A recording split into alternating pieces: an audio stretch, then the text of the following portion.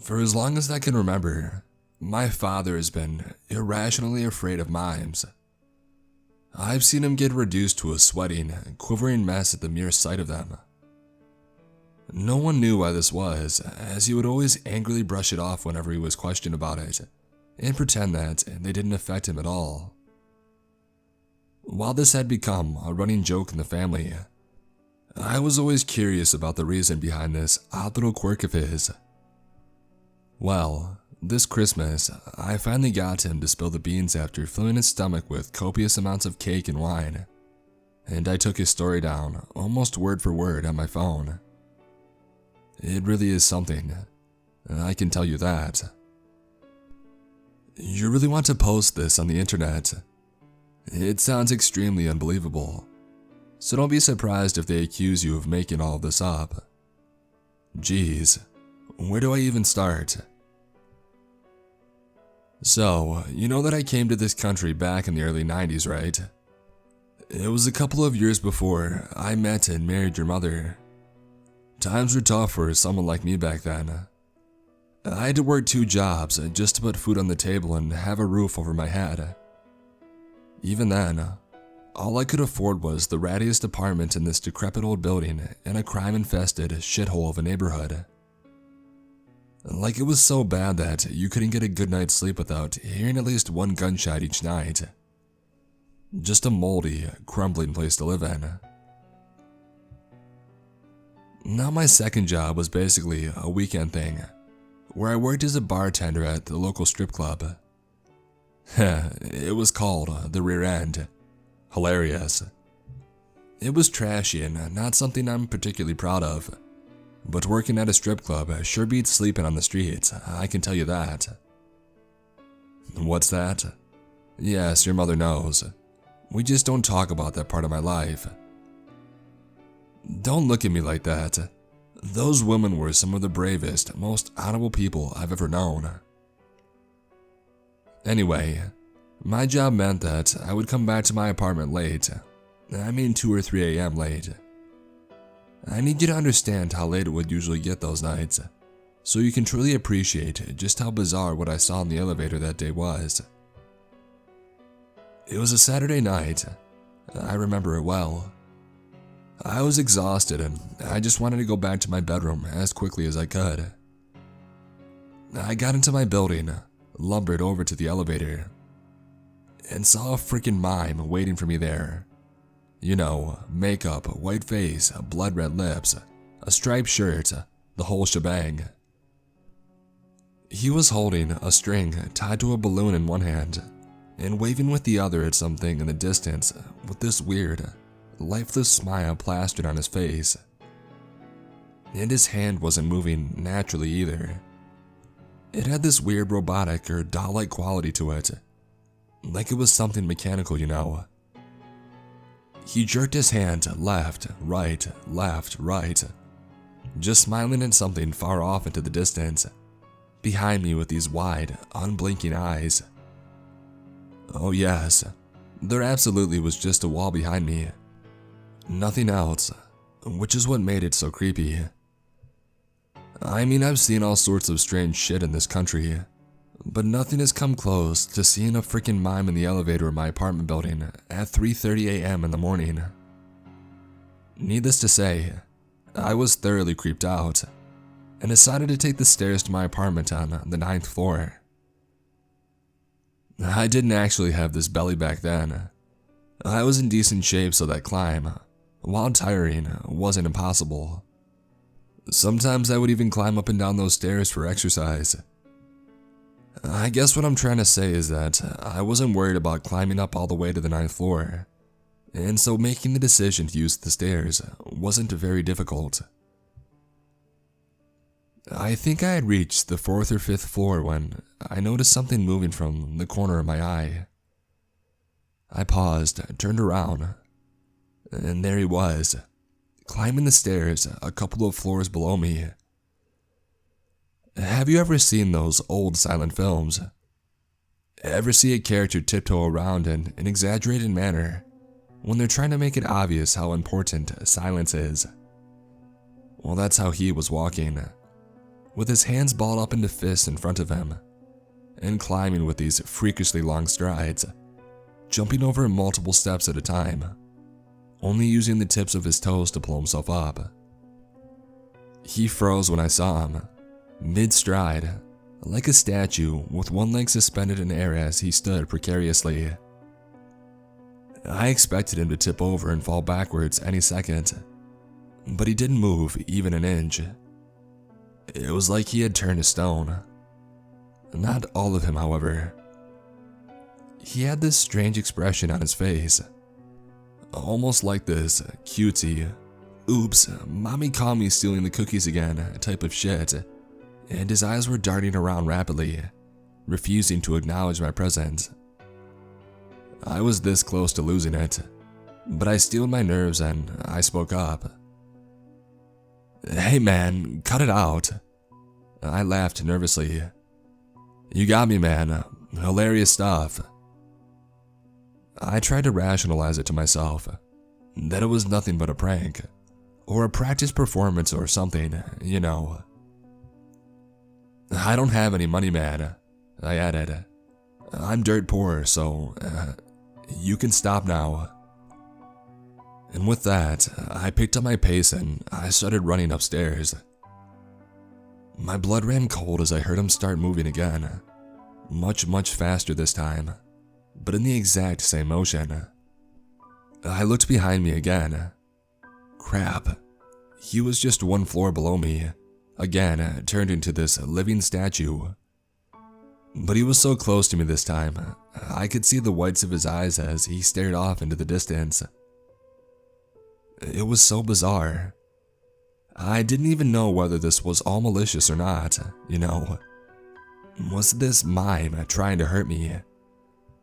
I think knowing that he was a psycho nut would have made it easier to deal with. But this, it was irrational. The fear I felt was primal, shaking me to my core.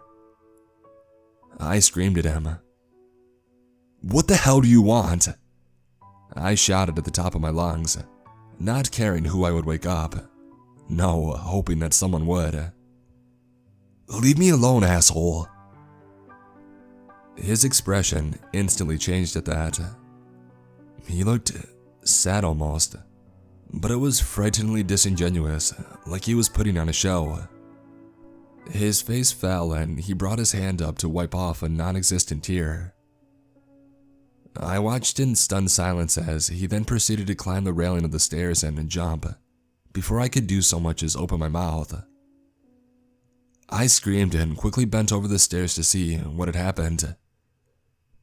He was sprawled on the ground, 6 floors down, limbs twisted at odd angles and lying in a pool of blood. I must have spent almost a minute just staring at his lifeless body, wondering what the hell just happened. At the back of my mind, I knew that I had to call the cops or something, but I was far too shocked to even move. It was a tingling sensation in my spine that brought me back to reality. The strange feeling of being watched, like thousands of ants running down your back. I looked up at the stairs above me, and I kid you not, son, there he was. That mime, looking at his own dead body with this shocked expression on his face. He was holding his cheeks like that scream painting, and his mouth had dropped open with his eyes threatening to pop out of its sockets. His face was just inches from mine, and I damn near peed my pants. "Do you see my hands right now? Do you see how they're shaking? Just thinking about that night. Imagine how terrified I must have been back then. My body had just shut down, refusing to move, and we both stood there like statues, like a living art installation." He was the one who moved. After about half a minute or so of being utterly still, his eyes moved and finally locked onto mine for the first time that night. Shivers ran down my spine as I stared into those deep pits of nothingness, but the spell was broken, and I could move my body again. I stumbled and I fell backwards, but quickly scampered off to my feet and ran, and kept running until I left the building, not bothering whether I was still being followed and doing my hardest to keep away from the body lying on the ground floor. I stayed awake that whole night, grabbing a coffee at the first cafe that opened at the crack of dawn. Of course, I anonymously called the cops from a payphone in the morning, and of course, there was no body in the building when the cops later showed up. I am not a very religious man, but I knew that shit was not something logic could explain. For the next week, I stayed away from my apartment as much as I could, only going there to shower or change my clothes, spending the nights at friends' places after making just the weakest excuses imaginable. No, I didn't tell anyone. Are you crazy? Who would believe me? And no, there are no CCTVs in that building. Poverty is frickin' cruel, son. I could no longer impose myself on my friends, and I didn't want to go to the homeless shelter, so I decided to go back to sleeping in my apartment. I tried to fool myself into thinking that what I had experienced wasn't real, that I had dreamt it all up, like it was all just a hallucination. But deep within me, I knew that it was real, all of it, and that it would probably happen again. A feeling of tremendous dread washed over me when I stood outside my building 8 nights after I first ran into that mime. It was pretty late again, around the same time when I had ran into him the first time. With a heavy heart, I trudged over to the elevator, trying to avoid thinking about the fear clutching and squeezing my heart. I couldn't even look at the spot where he had fallen, and I chose to stay the hell away from it. The elevator opened with a soft ding, and I breathed a sigh in relief to see that it was empty. Why didn't I just take the stairs? Hell no. Too much trauma associated with that place. Better to be cramped inside a fast-moving elevator than risk climbing the stairs and meeting that suicidal mime from hell. I guess I should be thankful that my elevator ride was peaceful. I don't think I would have survived if he had shown up there. A heart attack would have killed me long before he could slice me up or something. I don't know. I fumbled with my keys but quickly got in and I locked the door behind me. Kicking my shoes off, I immediately ran to the comfort of my blanket and I curled up in there, trying hard to fall asleep, but staying awake like a freaking owl. And so, this apartment was pretty small, right? Just 2 rooms excluding the bathroom, so you can hear whatever is happening in any corner of the room. You probably get where I'm going with this. No, he wasn't in the house, but he was outside of it. I heard something rustling around outside my front door and instinctively knew that it was him. At first I thought I would just stay there in my bed, but the rustling didn't stop. The fear just kept on building inside of me, and it was becoming unbearable just to stay there. My heart was beating so fast that I feared it would leap out of my mouth. Screw it, I whispered to myself and I got up to investigate. I banged my toe against the foot of the bed and yelped, with the sounds from outside ceasing almost instantly. After controlling my pain, I walked over to the door as softly as I could, and I looked through the peephole. I whimpered as my fears were confirmed. There he was, that mime, standing with his back to the wall in front of me, at attention, like some damn army cadet. I think he must have sensed me watching him, because as soon as I looked through that peephole, he bent over forwards, such that his upper body was almost parallel to the floor. His blood-red lips stretched into the most vicious smile and he began to stare right at me. I don't know how, but he was somehow looking straight at me. No, he wasn't anywhere near the people, so I don't know how, but I knew he was watching me, watching him. I felt his eyes pierce my very soul, taunting me, letting me know that he was playing with me and that he could kill me whenever he wished. He brought his palms up to the side of his face, opened his mouth and began clicking his tongue. Except I never heard the clicking sound. What I heard was a knock, and my door began to shake. Short bursts of 3. I fell back in fear. You know he wasn't near the door, but he still knocked. I don't know what the hell was happening, but I knew that I couldn't stay there even for a second. I climbed out of my window and began descending using the iron emergency exit stairs attached to the side of the building. I heard something impossibly large and strong slam against the door to my house as I began to climb down that rickety iron staircase. My door gave in with a painfully loud crunch and I almost fell down. Why didn't anyone come out to check what was happening, you may ask? Well, people mostly minded their own business. Home invasions, murders, drug deals gone wrong. It could be anything, not necessarily something demonic. At one point on my way down, I considered just jumping. I was that terrified. But I shook my head and continued to fight for my survival. I was soon free. I was out of that infernal building and panting and catching my breath in the streets below. I looked back up at where my apartment was and saw for the last time of my life. He was standing on the railing of the emergency stairs right outside of my bedroom without a care in the world.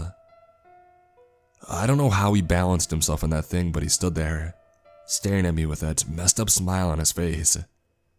He theatrically brought his hands up and clapped. I watched in terrified silence as one by one, the lights in all the apartments began to switch on. He was there in every apartment at the windows that I could see. Freaking everywhere. He was Jesus. He was performing, if that makes any sense. In one house, he was miming drinking tea. In another, juggling invisible balls. Just a messed up sight to say the least. But the original one continued to stare at me, and then with another clap, switched off every light in the building and disappeared, leaving me shivering in the darkness. Jesus Christ, Dad, I whispered. Did that really happen? That's up to you, he replied. I know what I saw. So did you get back there again? I asked. He shook his head furiously. Never in the night. Never again. I moved out as soon as I found another place. What happened to that building? He sighed. I kept tabs on it. The owner had to sell it to a builder. It just wasn't profitable anymore. A bunch of suicides occurred there, like 2 to 3 each year for half a decade. A bad omen all around. The new owner tore it down and built a shopping mall there. A shopping mall? Which one? I asked, and he looked at me blankly. You don't mean... My blood froze as the realization sunk in.